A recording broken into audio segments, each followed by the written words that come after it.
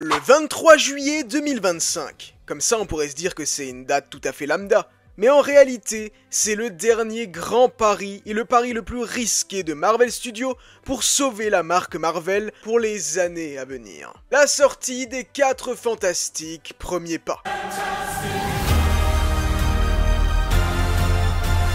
Pedro Pascal, Vanessa Kirby, Ebon Moss-Backrack ou encore Joseph Quinn, que des acteurs qui sont actuellement en plein boom ces dernières années. Un film Marvel qui semble pouvoir se suffire à lui-même, qui se déroule sur une autre terre que la Terre 616, un film qui en théorie peut être vu même si on n'a pas vu les 42 000 milliards de séries Disney+, et les 43 000 milliards de films qui ont précédé celui-ci. Non, il y a tout pour que ça fonctionne. Une patte particulière avec un Matt Shakman qui propose un New York rétro-futuriste des années 60, un kaiju incroyable. Non, ce film a tout pour réussir et pourtant il se peut qu'il se vautre totalement. Il se peut même qu'il ne soit pas aussi bon que ce qu'on puisse penser. Salut les Avenzous, j'espère que vous allez tous très bien. Nous sommes à quelques semaines de la sortie des 4 Fantastiques premiers pas et il y a eu énormément de choses qui sont sorties récemment dessus, des choses qui sont extrêmement inquiétantes. Et si je vous dis que c'est tout simplement le dernier gros pari de Marvel, c'est que même s'il y a un Spider-Man Brand New Day qui sort derrière et également 2 gros films Avengers,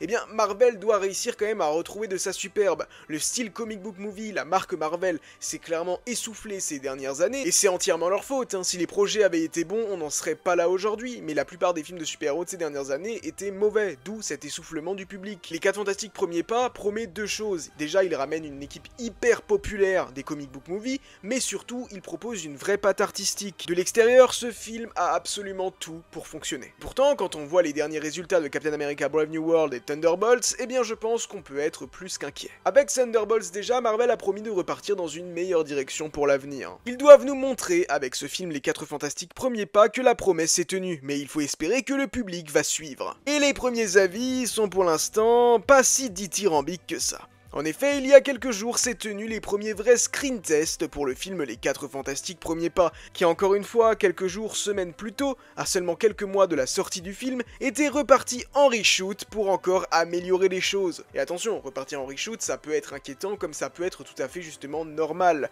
Justement, si des reshoots peuvent améliorer le film avant qu'il sorte, c'est le plus important. Le but c'est qu'on ait un excellent film au moment de sa sortie. Et plusieurs personnes auraient été déçues. En effet, certains ont dit le film est vraiment bon, mais en comparaison, il y a aussi beaucoup de gens qui ont dit ouais bon, c'est pas si mauvais, mais c'est pas bon non plus. On nous présenterait les 4 Fantastiques, Reed Richards, Susan Storm, Johnny Storm et évidemment la Chose, ils auraient tous une personnalité, mais apparemment ils n'auraient absolument pas la moindre évolution pendant le film. Mais en parallèle, il y a d'autres personnes qui ont totalement adoré le film, donc cela montre que le film va probablement diviser. Mais il faut savoir que de toute façon, la plupart des films divisent. Donc pour l'instant, les screen tests, il faut toujours évidemment s'en méfier. Mais j'ai vu que beaucoup de gens ont été refroidis par les propos qu'ont pu avoir justement ces différentes personnes qui ont vu le film, donc évidemment c'est une affaire à suivre. Personnellement je préfère rester confiant. En réalité, est-ce une réelle déception de ne pas véritablement avoir de développement de personnages dans le premier film les représentant? J'aimerais déjà qu'on puisse les poser correctement avant de les développer. Pour ça il existe évidemment la possibilité de faire un film les 4 Fantastiques 2, voire même les 4 Fantastiques 3, et c'est clairement le plan de Marvel. Évidemment, il va falloir que ce premier film les 4 Fantastiques premiers pas fasse un carton au box-office pour obtenir une suite. Il suffit de regarder Les Éternels sortis il y a quelques années, il n'y aura jamais de suite. Ou encore Thunderbolts, il n'y aura jamais de suite x2. Et alors ça parle de quoi ce film Les 4 Fantastiques? Ce qui est intéressant, c'est que ce film, je vous l'ai dit, se suffira à lui-même. Il n'y aura pas de caméo inutile, en effet, ils sont considérés comme les héros de leur univers.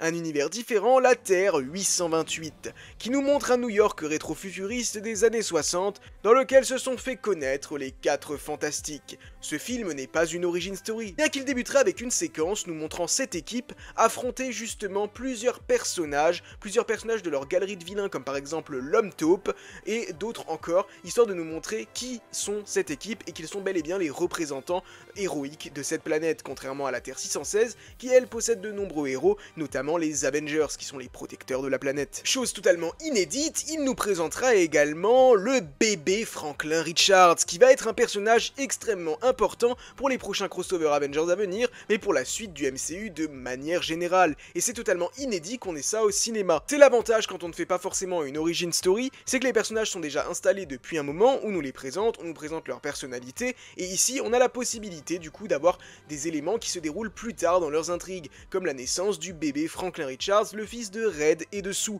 un enfant capable de réaliser de grandes choses. Franklin Richards, un nom discret, et pourtant derrière lui se cache l'un des êtres les plus puissants de tout l'univers Marvel. Né de l'union entre Red Richards alias Mr. Fantastic et Susan Storm, la femme invisible, Franklin n'est pas un enfant ordinaire. Il est le fils de 2 membres fondateurs des 4 Fantastiques. Mais ce qui rend Franklin vraiment spécial, c'est qu'il est un mutant de niveau Oméga, un être capable de manipuler la réalité elle-même. Oui, vous avez bien entendu, il peut littéralement créer ou détruire des univers à lui tout seul. Sa première apparition remonte à 1968 dans Fantastic Four Annual numéro 6, il n'était alors qu'un bébé. Mais déjà, son potentiel inquiétait ses parents. Dès sa naissance, il émettait une énergie cosmique si puissante que Red a même envisagé de bloquer ses pouvoirs, de peur qu'il ne détruise accidentellement le monde.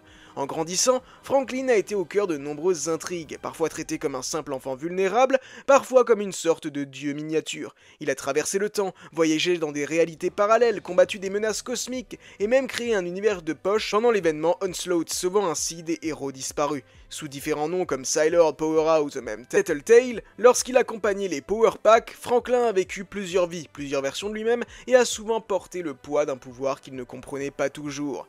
Mais ce qui rend Franklin touchant, au-delà de sa puissance infinie, c'est qu'il reste un enfant qui cherche l'amour de ses parents, qui veut faire le bien, qui a peur de faire du mal sans le vouloir. Il pourrait être la clé du prochain film Avengers Doomsday, mais au-delà de ça, il pourrait déjà être un MacGuffin durant ce film. En effet, ce qui fait un bon film de super-héros, c'est également le super-vilain qu'il présente. Et ici, on est chanceux, car on en a directement 2, dont un a déjà réussi à susciter une énorme polémique. En effet, parlons du cas Silver Surfer.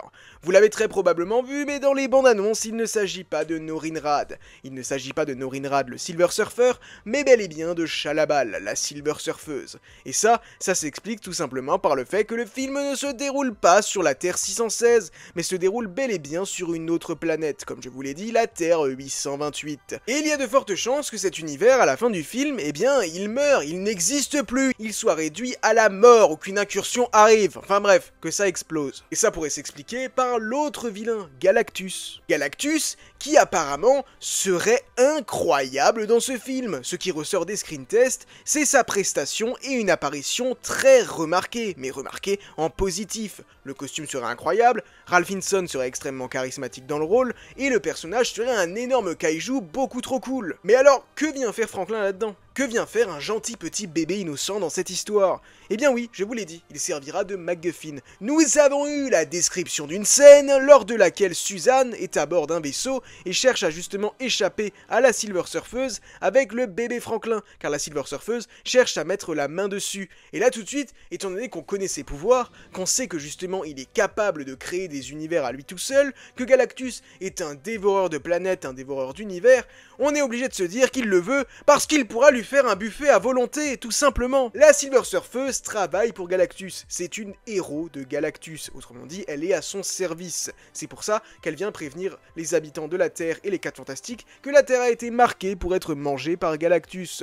Donc c'est Galactus qui cherche bel et bien à mettre la main sur bébé Franklin, et je vois clairement que cette raison possible. Mais bébé Franklin est introduit également pour une autre raison, je vous l'ai dit, pour teaser Avengers Doomsday, et car il pourrait avoir un rôle majeur dedans, et là on en arrive à la scène post-crédit, et surtout à Doctor Doom. Cela fait presque un an que lors d'un Comic-Con de San Diego que personne ne pourra jamais oublier, les frères Russo ont annoncé que Robert Downey Jr. revenait dans le MCU pour incarner le personnage de Victor Von Doom, Doctor Doom, pour remplacer les déboires de Jonathan Majors en Kang comme grand vilain de cette multiverse saga. Mais on ne l'a encore jamais vu, et ça va débuter dans ce film Les 4 Fantastiques Premier Pas. En effet, bien que le réalisateur Matt Shakman ait déclaré que Doom n'était pas présent dans son film, eh bien il n'a pas vraiment menti, car Doom n'est pas présent dans le film, mais est présent dans la scène post-crédit, et peut-être même que la scène, à la manière de Thunderbolts, a été tournée directement sur le tournage de Avengers Doomsday, et cette scène, qu'est-ce qu'elle nous raconte? Avant tout, je t'invite à t'abonner à cette chaîne si tu aimes Marvel, à laisser un pouce, à activer la cloche,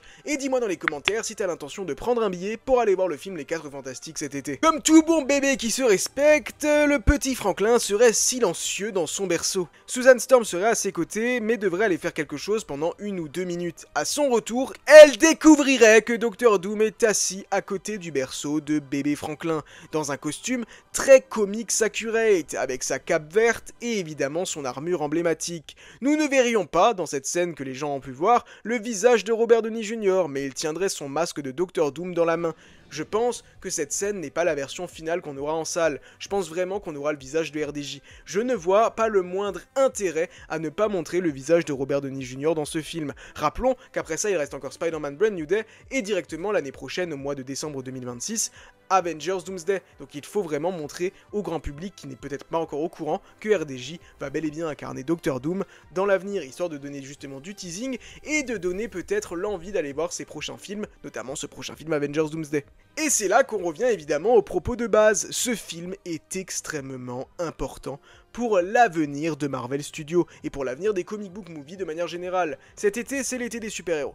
Superman et les 4 Fantastiques premier pas. Il y a une véritable comic book movie fatigue. Au-delà d'une DC fatigue, j'ai même pas envie de parler de DC fatigue car DC a été plutôt absent ces dernières années, mais Marvel a bombardé les projets et des mauvais projets, ce qui a véritablement créé une Marvel fatigue. L'après-Endgame a été une véritable catastrophe que Marvel n'a vraiment pas su gérer. Mais depuis Thunderbolt, une promesse a été faite, la promesse de revenir au devant de la scène avec de bons films mettant en vedette de gros personnages. Là, la recette ne peut que marcher. La première famille de super-héros Marvel, et un film qui a une vraie patte, un film qui a l'air vraiment bon de l'extérieur. Si on veut espérer avoir peut-être un Fantastic Four 2 ou un Fantastic Four 3, il faut absolument qu'il fonctionne. Donc vraiment, je croise les doigts pour que ce film fonctionne. Enfin voilà, je sais pas ce que t'en as pensé, dis-moi tout dans les commentaires, et nous on se donne rendez-vous très bientôt dans un New York, mais un New York rétro-futuriste des années 60.